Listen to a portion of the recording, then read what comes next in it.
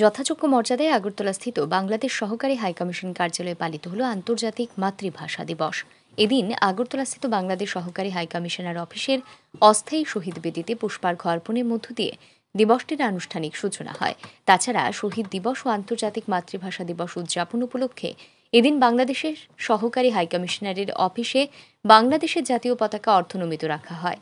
এদিন আন্তর্জাতিক মাতৃভাষা দিবস উপলক্ষে বাংলা ভাষার স্বীকৃতি আদায়ের জন্য যেসব বীর সন্তানরা আত্মবলিদান দিয়েছিলেন তাদের প্রতি শ্রদ্ধা জ্ঞাপন করেন বাংলাদেশ সহকারী হাইকমিশনের সহকারী হাইকমিশনার আরিফ মোহাম্মদ সহ অন্যান্যরা।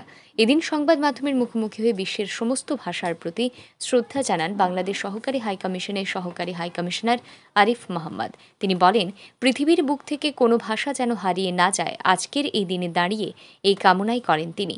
একই সাথে নিজের মাতৃভাষায় কথা বলার জন্য কেউ যেন কাউকে ছোট করে না দেখে, এই কামনাও করেন তিনি। শুরুতেই আমি আপনাদেরকে ধন্যবাদ জানাচ্ছি আমাদের সহকারী হাইকমিশন প্রাঙ্গণে আজকে আমাদের এই অনুষ্ঠানে উপস্থিত থাকার জন্য। আপনারা জানেন যে আজ মহান শহীদ দিবস এবং আন্তর্জাতিক মাতৃভাষা দিবস।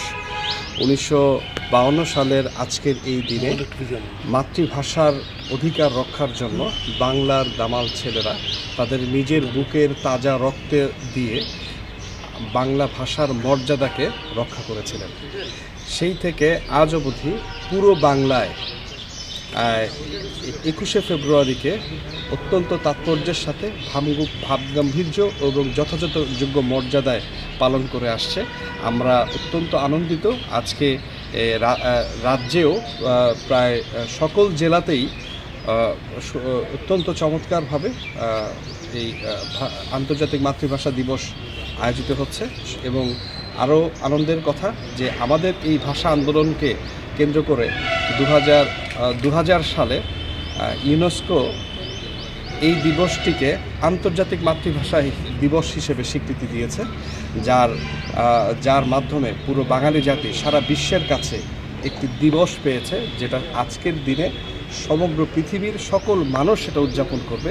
এবং সেই উদযাপনের অর্থ হচ্ছে এর মধ্য দিয়ে পৃথিবীতে যত মাতৃভাষা আছে আমরা মাতৃভাষার প্রতি শ্রদ্ধা জানাতে চাই, আমাদের মাতৃভাষার প্রতি সংরক্ষণ করতে চাই এবং আমরা চাই যে এই পৃথিবীর বুক থেকে কোনো ভাষা যেন হারিয়ে না যায়।